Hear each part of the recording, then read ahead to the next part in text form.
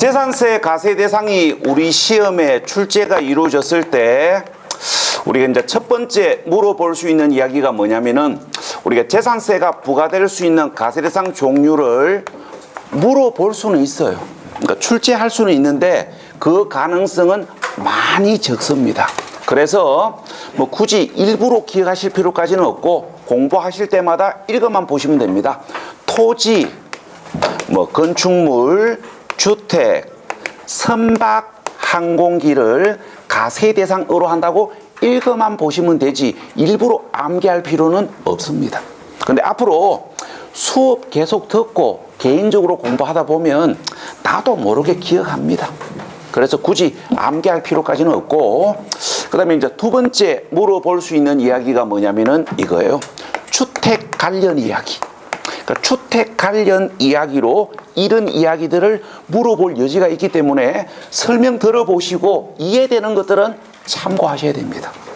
자, 일단 읽어보고 설명합시다. 자, 교재 133페이지 그 주택 범위 이렇게 적어놨습니다. 주택법에 따른 주택을 말한다.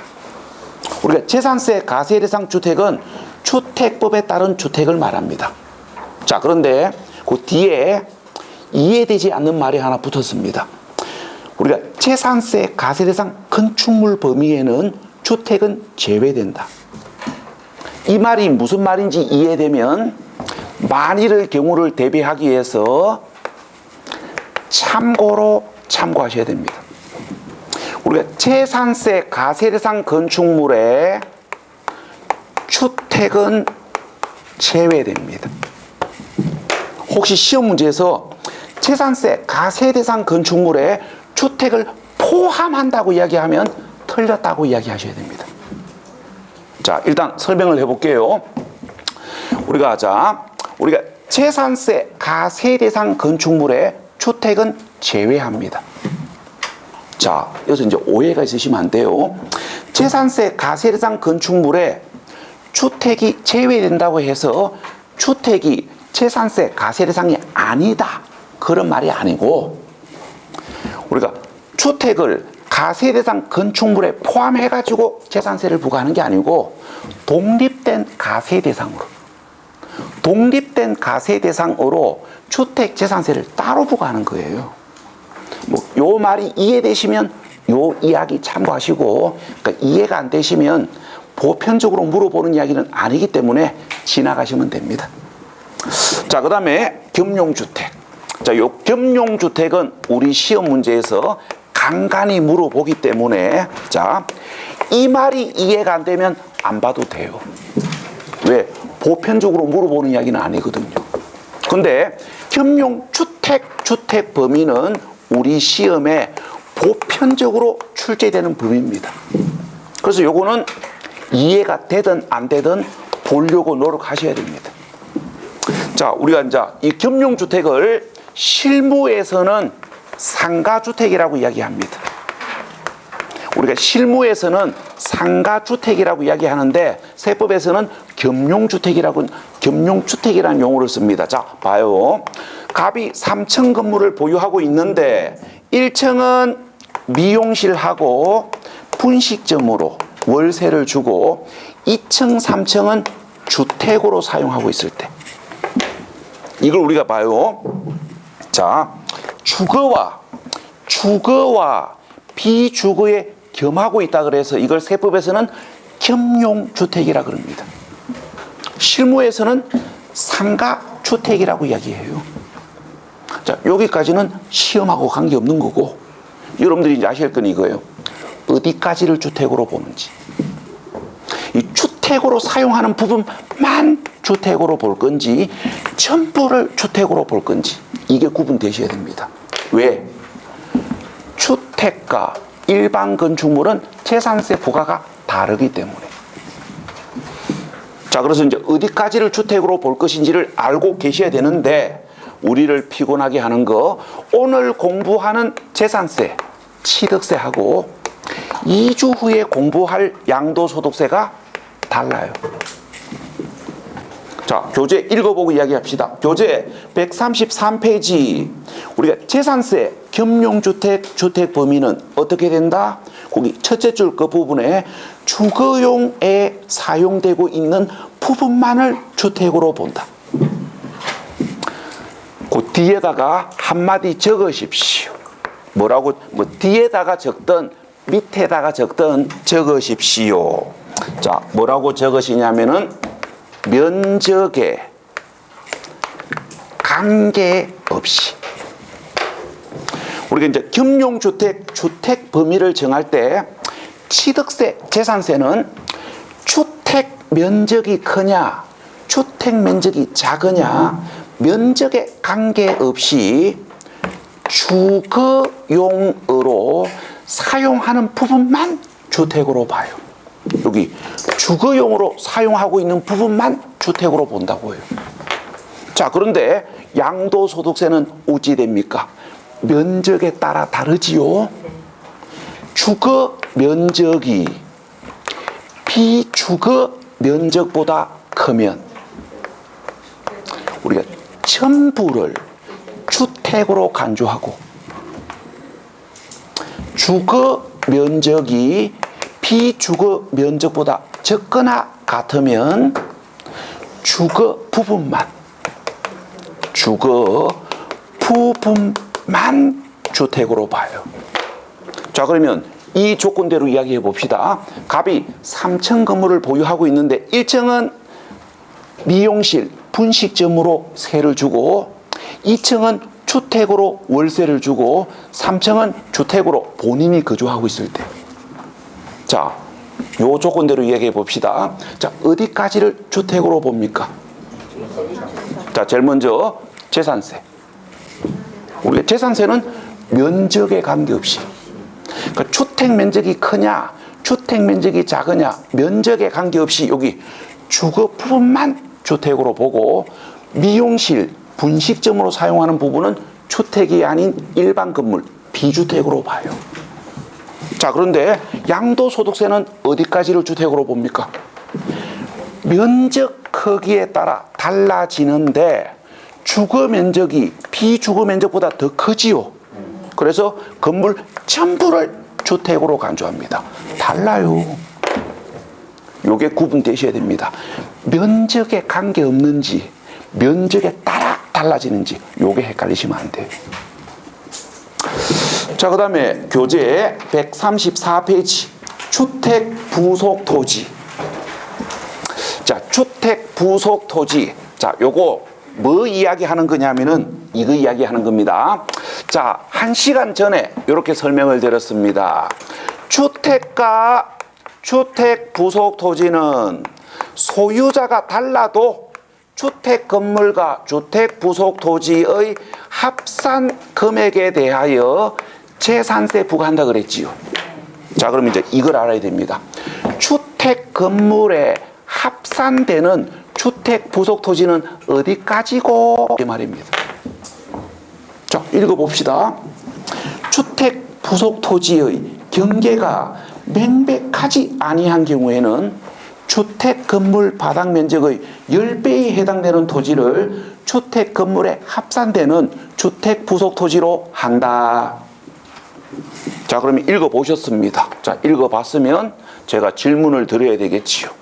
자, 주택 건물에 합산되는 주택 부속 토지는 어디까지입니까? 자, 금방 읽어본 걸 5초만 생각해 보시고 대답을 하십시오. 자, 5초간 시간의 여유를 드립니다. 자, 어디까지를 주택 건물에 합산되는 주택 부속 토지로 봅니까? 10배 땡. 바닥 면적 10배 땡이라고요. 자, 어디까지가 주택 부속 토지냐면은 경계선까지. 아, 금방 뭐라고 읽어보셨냐면은 경계선이 분명하지 아니할 때 10배 아닙니까? 그럼 어디까지입니까? 경계선까지가 원칙이지. 우리가 법은요, 이렇게 해석이 돼야 됩니다. 우리가 우리가 법을 암기하고 있는데 해석이 안 되면 기억 아니한 것만도 못합니다. 그게 법이에요. 그래서 법 공부가 어려운 겁니다. 그러니까 법 조문을 암기하는 게 중요한 게 아니고 법 조문이 해석이 돼야 돼요. 이렇게. 그러니까 경계선이 분명하지 아니할 때 바닥 면적 10배라 그랬잖아요. 그럼 어디까지입니까? 경계선까지가 원칙이지. 자, 이래 적어 놓으니까 느낌이 확 오지는 않는다, 그죠? 그럼 지금부터 제가 느낌 확 오도록 만들어 줄게요. 자, 갑니다. 자, 쉽게 갑시다. 우리 집 땅 어디까지고 이 말이에요. 자, 우리 집 땅 어디까지입니까? 아파트 사는 데까지 말고, 자, 단독주택 사시는 분들, 자, 우리 집 땅 어디까지입니까? 우리 집하고 옆집하고 경계선까지. 현실적으로 이야기하면 울타리까지, 담장까지. 자, 그런데 이제 어떤 경우들이 있냐면은 있어 보이려고 우리가 울타리, 담장을 설치하지 아니함으로 인하여 경계선이 명확하지 아니한 경우가 있습니다. 그러니까 울타리 또는 담장을 설치를 하지 아니함으로 인하여 경계선이 명확하지 아니할 때는 어디까지를 주택 건물 부속 토지로 본다? 주택 건물 바닥 면적 10배. 요게 작년 31회 기출 지문 아닙니까? 여기까지가 재산세 가세 대상 주택에서 참고하셔야 될 이야기들이에요. 자, 그 다음에 교재 135페이지. 자, 지금부터 재산세 가세 대상과 관련해 가지고 자, 세 번째 보셔야 될 거 토지 구분입니다. 이게 많이 중요합니다. 많이 중요한데 문제는 볼 게 너무 많다. 교재 135페이지부터 148페이지까지 보셔야 됩니다. 총 16페이지 분량입니다. 그래서 일단 지나가자. 이거 지금 봐가 뭐 하려고? 지금 봐가지고 10월 30일까지 이거 다 기억하겠습니까? 아, 기억 못 합니다. 그래서 이 토지 구분은 출제 비중은 높지만 봐야 될 분량이 너무너무 많아요. 그래서 요거는 이제 이렇게 하셔야 됩니다. 어떻게 하셔야 되냐면은 우리가 재산세에서 공부해야 될 기본적 이야기들, 핵심적 이야기들 충분히 정리가 되고 나서 시간의 여유가 충분하다고 판단이 되면 5월 달에 눈길 한번 주는 기고 기본적 이야기들, 핵심적 이야기들이 5월, 6월 마지막 이론이 끝났는데도 감이 안 오시면 토지 구분은 그냥 무조건 갖다 버리셔야 됩니다. 태양강에. 근데 토지 구분을 알아야 답을 찾을 수 있는 문제가 한 문제 나올 가능성이 최소 60%, 많으면 80%입니다. 토지 구분을 직접 물어볼 수도 있고 토지 구분이 가능해야 재산세 세율을 구분할 수 있는 문제가 출제될 수도 있고 토지 구분이 가능해야 토지 종합부동산세 답을 찾을 수 있는 문제가 출제될 수도 있고 하여튼 자주 나와요. 그래서 언젠가는 한번 도전은 해보셔야 됩니다. 도전은 해보셔야 되는데 자, 일단 오늘은 기본 개념만 이야기하겠습니다. 그러니까 오늘은 기본 개념만 이야기 드리고 우리가 세부적 분류가 어떻게 되는지는 5월 달에 제가 정리 프린트를 2장을 드릴 겁니다. 요 정리 프린트 2장을 드릴 거고 요 5월 달에 요 정리된 프린트 2장 4페이지 받으셔가지고 요 4페이지에 정리된 이야기들을 요 기본 개념을 가지고 요게 이해가 되면 7월 달부터 개인 공부를 열심히 하시는 거고 이 프린트 받아가지고 이 기본 개념 가지고 제가 5월 달에 설명을 했을 때 이해가 안 되시면 야는 일단 7월 이후에 쳐다도 보지 마십시오. 자, 그럼 일단 오늘은 기본 개념만 이야기합니다. 우리가 토지 구분, 그러니까 토지를 분류하는 규칙은 이렇게 됩니다. 자, 첫 번째, 생산 활동에 이용하는 토지. 자, 어떤 게 있습니까? 생산 활동에 이용하는 토지. 예를 들어서 우리가 농지, 목장, 용지, 공장, 건물, 부속 토지. 우리가 농지, 목장, 용지, 공장, 건물, 부속 토지처럼 생산 활동에 이용하는 토지는 저율, 분리, 가세, 대상, 토지로 분류합니다. 자, 그 다음에 두 번째, 영업 활동에 이용하는 토지. 예를 들면 상가 부속 토지, 사무실 부속 토지. 우리가 상가 부속 토지, 사무실 부속 토지처럼 영업 활동에 이용하는 토지는 별도, 합산, 가세, 대상 토지로 분류합니다. 자, 그 다음에 세 번째, 생산 활동과 영업 활동에 사용하지 않는 토지. 자, 어떤 것들이 있겠습니까? 가장 대표적인 게 나대지, 그 다음에 기준 면적 초과 부분. 자, 예를 들어서 이야기해 봅시다. 자, 목장 용지가 있을 때 우리가 목장 용지 중 우리가 기준 면적 이내까지는 가축 사육에 직접 이용되는 토지이기 때문에 저율 분리 가세 대상 토지로 분류해요. 그 다음에 목장 용지 중 기준 면적 초과 부분은 가축 사육에 직접 이용되는 토지 아니잖아요. 그래서 기준 면적 초과 부분은 생산 활동에, 영업 활동에 직접적으로 이용되는 토지가 아니기 때문에 총합, 합산, 가세, 대상 토지로 분류합니다. 그 다음에 네 번째, 사치성 재산 부속 토지. 우리가 예를 들어서 고급 오락장, 우리가 뭐 나이트 클럽이라든지 단란 주점, 이런 고급 오락장, 사치성 재산 부속 토지는 고율, 분리, 가세, 대상 토지로 분류합니다. 이게 토지 분류를 정하는 규칙이에요.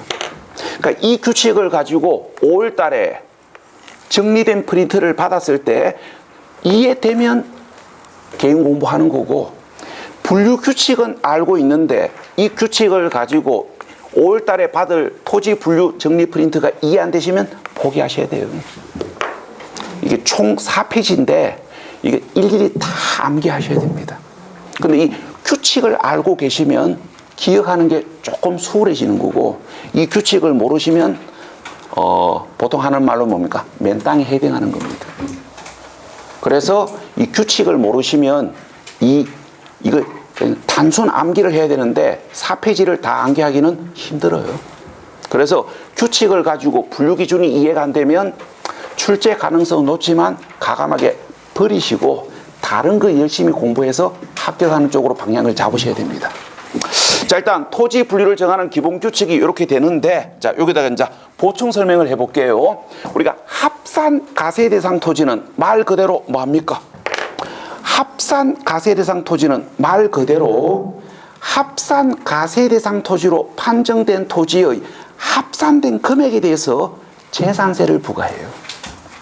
근데 이제 분리 가세 대상 토지는 다른 토지와 합산을 하지 않고 우리가 필지별로 재산세를 따로 부과해요. 그 다음에 별도 합산과 종합 합산은 어떻게 다른 겁니까? 뭐 굳이 구분하실 필요까지는 없는데, 자, 이렇습니다. 우리가 이제 합산 가세대상 토지로 분류된 토지들은 합산 가세대상 토지로 분류된 토지의 합산된 금액에 대해서 재산세를 부과하는데, 별도 합산 가세대상 토지는 종합합산에 합산하지 않고 별도로 합산해서 재산세 부과한다고. 그래서 야 이름이 뭡니까? 별도 합산입니다. 자, 그 다음에 우리가 합산 가세대상 토지는 합산 금액이, 그러니까 합산 금액이 일정 금액을 초과하면 종합부동산세가 부과됩니다. 우리가 합산 가세대상 토지는 합산된 금액에 대해서 재산세를 부과하고, 합산 금액이 일정 금액을 초과하면 재산세만 부과되는 게 아니고 종합부동산세가 추가로 부과된다고요. 자, 그런데 분리 가세대상 토지는 종합부동산세 가세대상에서 제외되기 때문에, 그러니까 분리 가세대상 토지는 종합부동산세 가세대상에서 제외되기 때문에 토지 가액이 수백억이더라도 재산세만 부과되지 종합부동산세를 별도로 부과하지는 않습니다. 그래서 봐요. 이 토지 분류가 안 되면 토지 종합부동산세 문제가 안 풀려요. 왜? 합산 가세대상 토지는 종합부동산세 가세대상이지만 분리 가세대상 토지는 종합부동산세 가세대상에서 제외되거든요. 그 다음에 종합합산이냐 별도 합산이냐에 따라 종합부동산세가 부과되는 기준금액이 달라요. 우리가 종합합산은 합산 금액이 5억을 초과했을 때 종부세 부과됩니다. 근데 별도 합산은 합산 금액이 80억을 초과했을 때 종합부동산세가 부과돼요. 그래서 토지 분류가 안 되면 토지 종합부동산세 관련 문제가 안 풀려요. 그래서 일단 이 분류 규칙을 잡으시고 5월 달에 토지 분류의 세부적 기준이 어떻게 되는지를 일단 도전은 해봐야 됩니다. 일단 오늘은 규칙만 잡으십시오. 이 규칙만 알고 있어도 토지 분류 50%는 찍을 수 있습니다. 자, 그 다음에 교재 149페이지. 교재 149페이지. 재산세, 비과세. 우리 시험에 열심히 시험에 나옵니다. 그래서 재산세, 비과세를 결론 시험장 가기 전까지 쌈박하게 기억하셔야 됩니다. 그냥 기억하시면 안 되고 쌈박하게. 자, 그런데 여러분들 교재 149페이지는 지방세법 109조를 그대로 복사만 해놓은 겁니다. 설명하고 있지 않고요. 뭐 정리된 것도 아닙니다. 그냥 법조문 그대로 옮겨놓은 거예요. 그래서 이 재산세 비과세는 따로 필기를 좀 하셔야 됩니다. 그 교재에 있는 대로 법조문이기 때문에 이대로 기억하면 기억하는 것도 불편하고 문제 풀 때도 불편해요. 그래서 재산세 비과세는 교재 149페이지 보지 말고 별도로 필기를 좀 하셔야 됩니다. 자, 필기하기가 번거로우시면 자, 오늘 받은 재산세 종합부동산세 비교 정리 프린트 2페이지 보시면 됩니다. 재산세 종합부동산세 비교 정리 프린트 2페이지입니다.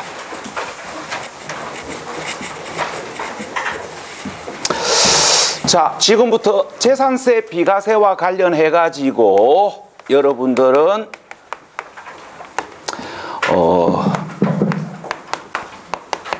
엄청나게 많은 걸 보셔야 됩니다. 지금부터 재산세 비과세를 지금 당장 기억하라는 이야기는 아니고 포인트가 되는 부분을 오늘 잡으시고 시험장 가기 전까지 그 포인트가 되는 부분을 구분하실 줄 아셔야 됩니다. 자, 그럼 제일 먼저 자, 국가 등에 의한 비과세와 관련해 가지고 자, 첫 번째 보셔야 될 거. 국가 등이 공용 또는 공공용으로 사용하는 재산에 대한 재산세 비과세를 보셔야 됩니다. 어디가 포인트냐면은 여기가 포인트예요. 공용 또는 공공용으로 무상 사용하느냐, 유상 사용하느냐에 따라 비과세가 다르다라는 거. 요게 구분되셔야 돼요. 자, 그림으로 설명을 해봅시다. 자, 이야기예요. 갑 소유 건물을 울산시에서 무슨 이유인지는 모르겠지만 공공용으로 사용하고 있을 때, 자, 그럼 이때 울산시가 갑에게 우리가 임대료를 지급하고 유상 사용하고 있다면 공공용으로 사용하더라도 갑에게 재산세 부과합니다. 왜? 갑에게 임대료 수입이 발생했잖아요. 임대료 수입이 발생됐기 때문에 유상으로 사용하는 경우에는 공공용으로 사용하더라도 갑에게 재산세 부과한다고요. 자, 그런데 임대료를 지급하지 않고 무상으로 사용하는 경우에는 갑에게 재산세 비과세합니다. 이거예요. 공짜로 사용하는 대신에 재산세 부과 안 할게, 이 말이에요.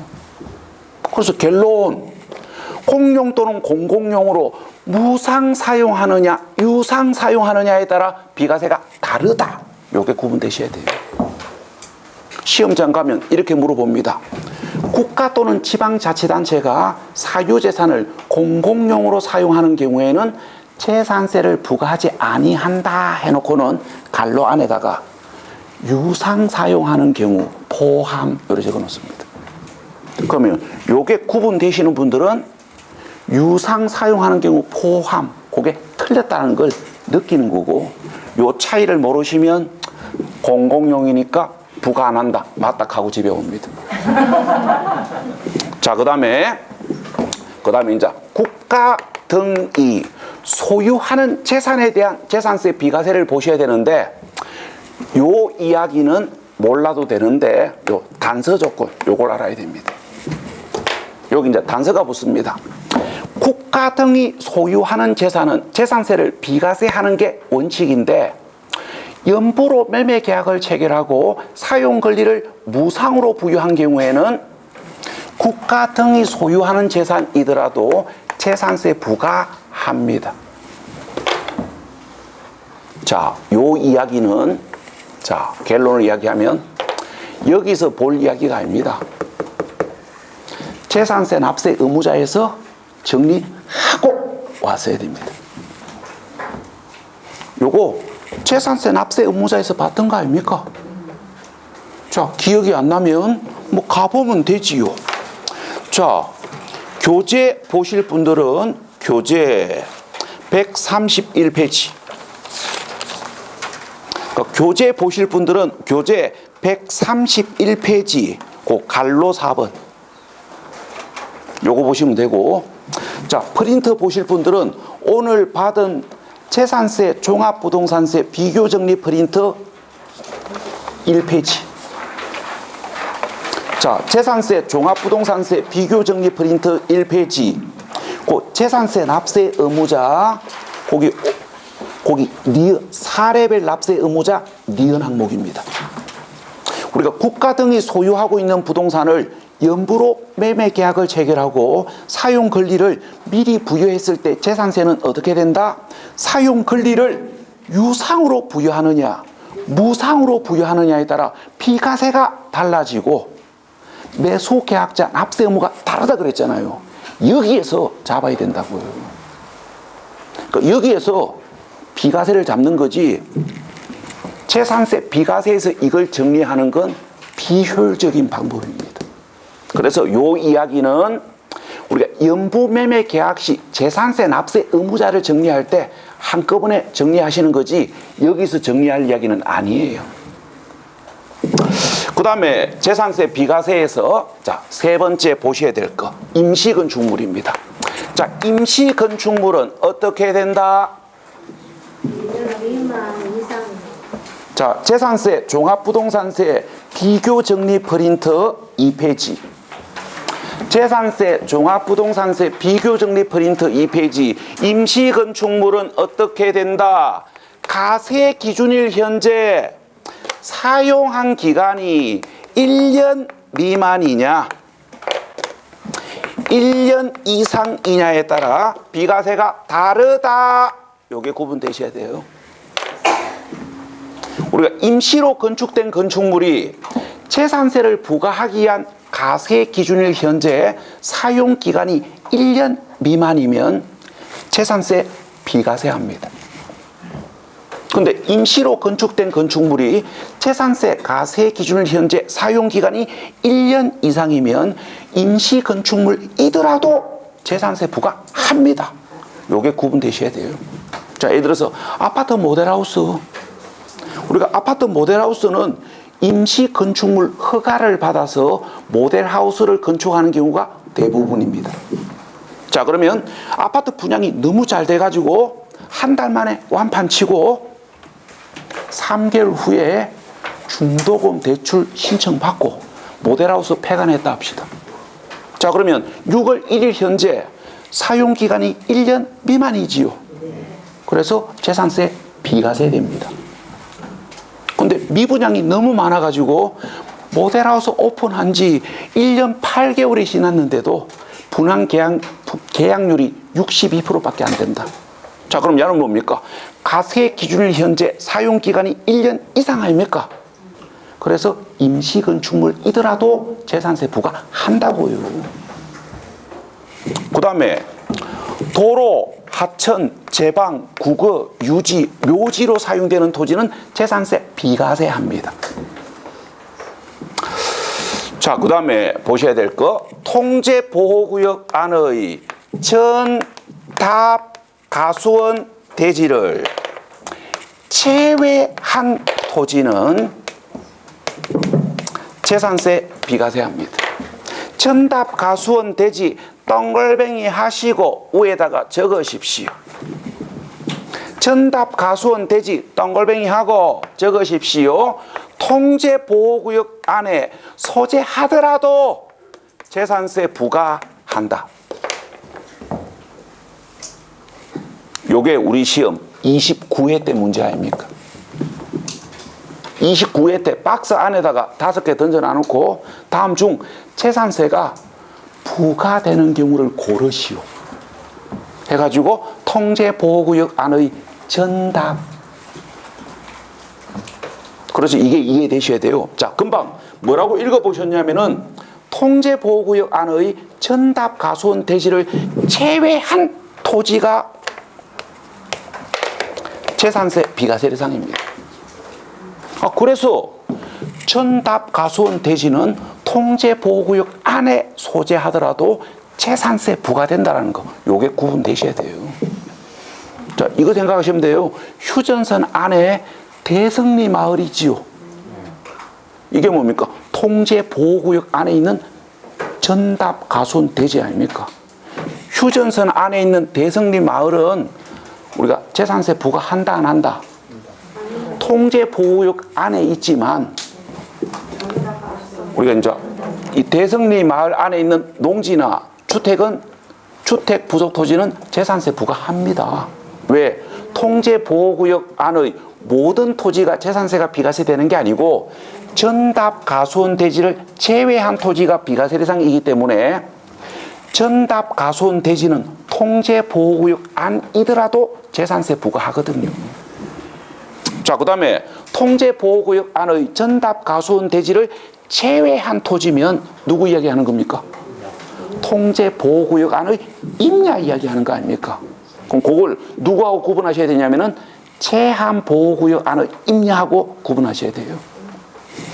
통제, 그러니까 통제보호구역 안의 전답가수원 대지를 제외한 토지, 그러면 통제보호구역 안의 임야를 이야기하는 거고, 이걸 제한보호구역 안의 임야하고 구분하셔야 된다고요. 자, 마무리합시다. 통제보호구역 안의 임야가 재산세 비과세 대상이지, 제한보호구역 안의 임야는 저율 분리 과세 대상 토지로 낮은 세율로 재산세 부과합니다. 요게 헷갈리시면 안 돼요. 통제보호구역인지 제한보호구역인지 잘 통제하셔야 됩니다. 그 다음에 자연보존지구 안의 임야, 자연보존지구인지 자연환경지구인지 구분하셔야 됩니다.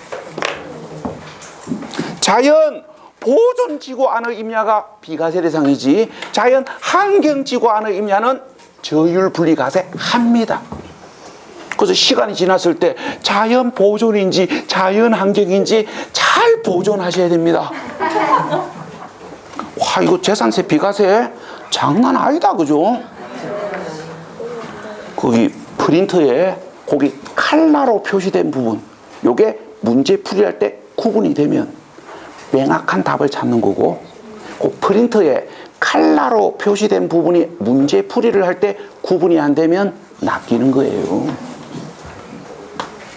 자, 그 다음에 거기 최종님, 시험님, 보안님을 비과세 대상으로 눈도장 찍으시고, 그 다음에 철거 명령을 받은 건축물, 자, 구분하셔야 됩니다. 철거 명령을 받은 건축물이 재산세 비과세 대상이지, 부속 토지는 재산세 부과합니다. 자, 건물 철거해도 땅은 남잖아요. 그래서 실수하시면 안 돼요. 철거 명령을 받은 건축물이 재산세 비과세 대상이지, 철거 명령을 받은 건물 부속 토지는 재산세 부과합니다. 철거하더라도 땅은 남잖아요. 그 다음에 끝난 게 아닙니다. 그 밑에 주의사항. 자, 갑니다. 자, 갑니다. 임시 건축물이더라도 도로 하천 제방 구기 묘지, 그러니까 도로 제방 하천 구지 국어 묘지 등으로 사용되는 토지이더라도, 통제 보호구역 안의 임야이더라도, 자연 보존지구 안의 임야이더라도, 철거 명령을 받은 건축물이더라도, 보호림 등이더라도, 거기 주의, 사치성 재산으로 사용하거나 해당 용도에 사용하지 않거나 수익 사업에 사용하거나 유료로 사용하면 어떻게 된다? 재산세 비과세 대상에서 제외된다. 그것 깡그리 다 잡으셔야 됩니다. 여기까지가 재산세 비과세에서 보실 이야기예요. 거기 프린터에 칼라로 표시된 부분들을 구분하실 줄 아셔야 됩니다. 그 시험 문제가 이제 이렇게 나오는 거예요. 그러니까 시험 문제가 이렇게 나옵니다. 임시로 건축된 건축물은 사용 기간에 관계없이 재산세 부과하지 않는다. 이렇게 장난치거나, 아니면 이렇게 장난쳐요. 임시로 건축된 건축물로 과세 기준을 현재 사용 기간이 1년 이상인 임시 건축물도 재산세 부과 안 한다. 이렇게 장난치거나, 아니면 이렇게 장난칩니다. 임시로 건축된 건축물로서 과세 기준 현재 사용 기간이 1년 미만인 건축물은 재산세 부과 안 한다. 갈로 열고, 별장으로 사용하는 경우 갈로 닫고. 이걸 맞다고 생각하셨으면 낚인 겁니다. 틀렸습니다. 왜? 별장은 사치성 재산이고, 금방 읽어보셨잖아요. 사치성 재산으로 사용하면 임시 건축물이더라도 비과세 대상에서 제외되잖아요. 근데 별장으로 사용하는 경우에도 재산세 부과 안 한다 했으니까 틀렸지. 이따구로 물어봐요. 참 문제 지랄 같다, 그죠? 그래서 봐요. 거기 오늘 받으신 프린터에 칼라로 표시된 부분을 정확하게 구분할 수 있느냐 없느냐, 이게 관건이에요. 그래서 이거 지금부터 기억하려는 건 큰 의미는 없습니다. 오늘은 요런 데를 주의해야 된다고 읽어만 보시고 정확한 이야기는 7월 달부터 기억하십시오. 어차피 오늘 기억하셔도요, 6월 달에 재산세 설명할 때쯤 되면 다 까먹을 거 없습니다. 그래서 요 재산세 비과세는 지금은 정확하게 기억하려고 하지 마시고 요렇게 된다고 읽어만 보시면 돼요.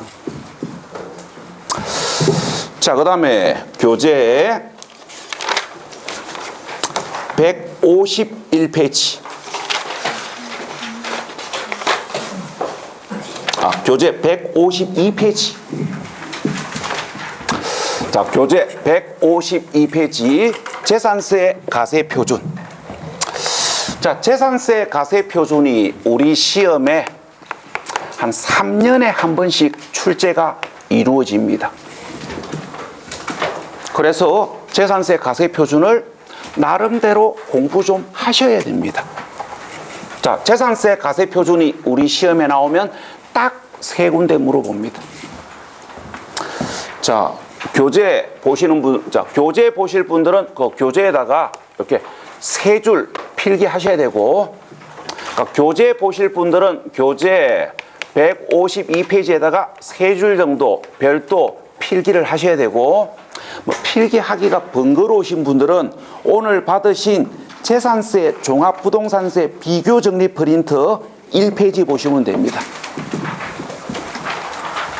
재산세 종합부동산세 비교정리 프린트 1페이지입니다. 자, 재산세 가세 표준이 우리 시험에 나오면 딱 3군데 물어봐요. 첫 번째, 재산세 가세 표준을 어떤 금액으로 결정하는지 가액 결정 기준을 물어볼 겁니다. 자, 재산세 가세 표준은, 자, 설명을 드려볼게요. 우리가 재산세 가세 표준은 실제 취득 가액을 기준으로 하는 거 아니고요. 그 다음에 시가를 기준으로 하는 것도 아니고, 시가 표준액을 기준으로 합니다. 우리가 시가 표준액이 뭔지는 2주 전에 설명을 드렸습니다. 시가 표준액은 뭡니까? 지방세 부과 기준 금액이 시가 표준액 아닙니까? 우리가 지방세 부과 기준 금액, 좀 더 상세히 이야기하면 지방세 부과 기준 금액으로 사용하기 위하여 지방자치단체에서 평가한 금액이 시가 표준액이에요. 우리가 재산세 가세 표준은 이유를 불문하고 시가 표준액을 기준으로 합니다.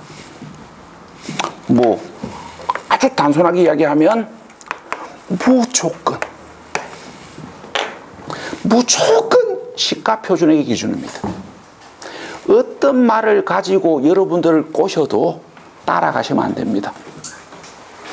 개인 소유 부동산이냐 법인 소유 부동산이냐 관계없고요. 상가냐 사무실이냐 주택이냐 공장이냐 관계없고요. 사실상 취득가액이 입증되느냐 사실상 취득가액이 입증되지 않느냐 관계없습니다. 재산세 가세 표준은 무조건 시가 표준액이 기준이에요. 그런데 시험장 가면 이래 물어봅니다. 사실상 취득가액이 법인 장부에 의하여 입증이 되는 경우에는 법인 장부가액으로 한다. 사실상 취득가액이 법인 장부에 의해서 입증된다는 그 말에 정신이 혼미해져가지고 마딱하면 낚인 거예요. 재산세 가세 표준은 무조건 시가 표준액이 기준입니다. 그 다음에 이제 두 번째 알고 계셔야 될 거, 우리가 재산세 가세 대상이 토지, 주택, 건축물이냐 선박, 항공기이냐에 따라 가세 표준을 결정하는 방법이 다르다라는 거. 요걸 구분하셔야 됩니다. 자, 오해하지 마십시오.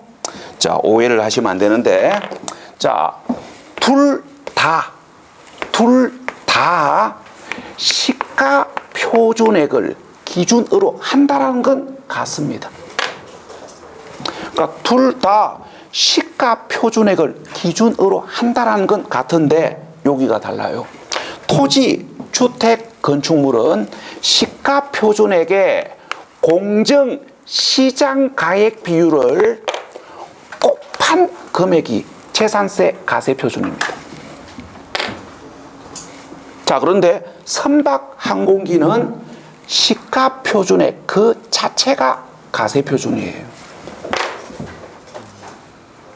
시험장 가면 여러분들을 이렇게 꼬십니다. 주택 재산세 가세 표준은 시가 표준액으로 한다. 그래서 이제 오해가 있으시면 안 돼요. 저는 분명히 뭐라 그랬냐면은 시가 표준액을 기준으로 한다 했지. 주택 재산세 가세 표준은 시가 표준액을 기준으로 한다 했지 시가 표준액으로 한다고 설명한 적 없습니다. 주택 재산세 가세 표준은 시가 표준액으로 한다. 오답입니다.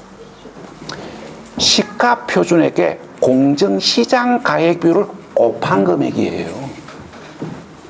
그러니까 주택 재산세 가세 표준은 시가 표준액을 기준으로 한다 하면 맞아요. 근데 주택 재산세 가세 표준은 시가 표준액으로 한다 하면 틀립니다. 그러니까 자, 봐요.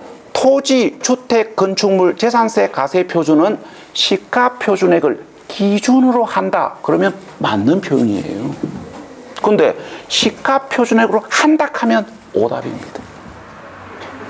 토지, 주택, 건축물 재산세 가세 표준은 시가 표준액을 기준으로 하는데 시가 표준액 그 자체가 가세 표준이 되는 건 아니고 시가 표준액의 공정시장 가액 비율을 곱한 금액이 가세 표준이에요. 그 다음에 알고 계셔야 될 거, 공정시장 가액 비율은 몇 프로입니까? 주택은 60%, 토지 건축물은 70%. 이게 이제 어떤 의미냐면은 이런 의미입니다. 우리가 주택은 시가 표준액의 60%만 가세 표준에 반영하겠다. 이런 의미예요. 토지 건축물은 시가 표준액의 70%만 가세 표준에 반영하겠다. 이런 의미입니다.